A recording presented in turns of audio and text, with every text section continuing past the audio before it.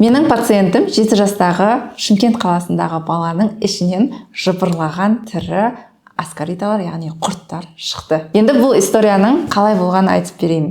Негізі мамасы біздің ағза тазалау курсына келген, содан кейін өзінің жасап жатқан техникасын баласына жасатқан.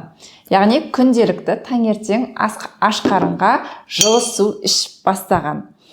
Жылы су ішкеннен кейін бала үшінші күні осы ыстық су ішу арқылы таңғы үлкен дәретке унитазға шығуға барады. Сол кезде бала өзінің үлкен дәретінен шыққан құрттарды көріп, туалеттен қорқып жүгіріп шығады.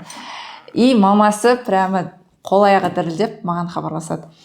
Қарасақ, баладан аскарида құрттары шыққан. Яғни бала ыстық суды 3 күн ішкен, 4-ші күні баланың ішінен жыбырлаған тірі құрттар шыққан. Содан кейін біз дальше емді жалғастырдық.